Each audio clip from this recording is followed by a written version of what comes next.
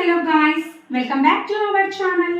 ఈరోజు ఎంతో టేస్టీ అయిన బాసంది అండి స్వీట్ ఎలా తయారు చేసేయాలో చూసేద్దాం. Let's start.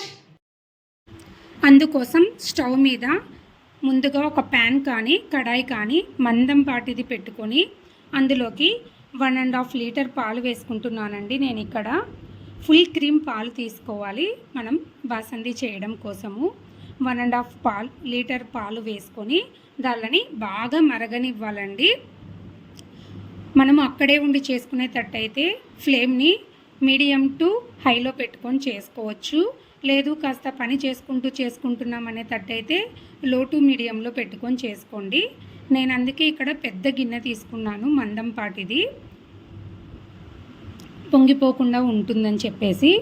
నెక్స్ట్ ఒక 10 జీడిపప్పు, బాదం పప్పు తీసుకొని సన్నగా కట్ చేసుకున్నానండి.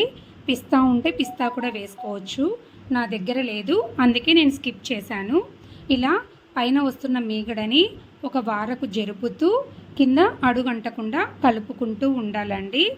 ఈ పాలు మనకు ఒక 30% బాయిల్ అయిపోవాలి, రెడ్యూస్ అయిపోవాలి. అలా అయిన తర్వాత అందులోకి కొంచెం సాఫ్రాన్ అండి, కుంకుమ పువ్వు వేసుకోవాలి. ఒకవేళ కుంకుమ పువ్వు లేకపోతే దాన్ని స్కిప్ చేసేయచ్చు. అందులోనే ఇక్కడ నేను ఒక 2 టేబుల్ స్పూన్స్ మిల్క్ పౌడర్లో కొంచెం పాలు వేసి ఉంటలు లేకుండా కలిపి అది కూడా వేసి కలుపుతున్నానండి.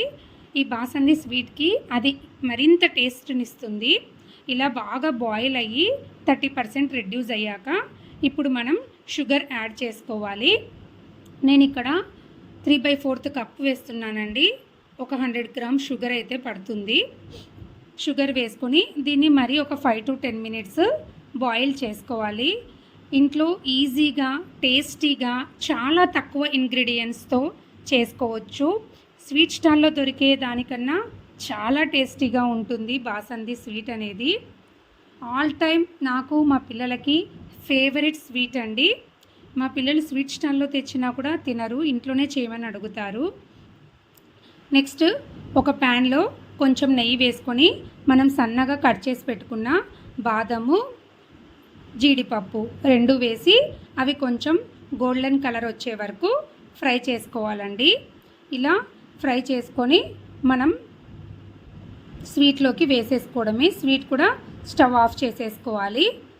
స్టవ్ ఆఫ్ చేసేసుకొని ఇప్పుడు మనం ఫ్రై చేసి పెట్టుకున్న నట్స్ దాంట్లోకి యాడ్ చేసేసుకోవాలి. మనకి కన్సిస్టెన్సీ కూడా ఇప్పుడు నేను చూపించే రకంగా ఉండాలండి. మరీ థిక్గా రానవసరం లేదు. పాలు కొంచెం దగ్గర పడి థిక్గా అవుతుంది బాసంది, అది కరెక్ట్ కన్సిస్టెన్సీ. మనం మళ్ళీ ఫ్రిడ్జ్లో పెట్టాక ఇంకా గట్టిగా అవుతుంది కాబట్టి మరీ థిక్గా లేకుండా ఈ కన్సిస్టెన్సీ వస్తే సరిపోతుంది. ఇవి పూర్తిగా చల్లారనిచ్చుకొని తర్వాత వేరొక బౌల్లోకి ట్రాన్స్ఫర్ చేసుకొని ఫ్రిడ్జ్లో పెట్టుకోవాలండి. ఒక 2 hours ఫ్రిడ్జ్లో పెట్టుకొని సర్వ్ చేసుకోవడమే. ఎంతో టేస్టీ అయిన బాసంది సింపుల్గా, ఈజీగా, టేస్టీగా మనకి ఇంట్లోనే ప్రిపేర్ అయిపోతుందండి. మీరు కూడా ట్రై చేయండి, ఖచ్చితంగా ట్రై చేసి తినవలసిన స్వీట్ అండి.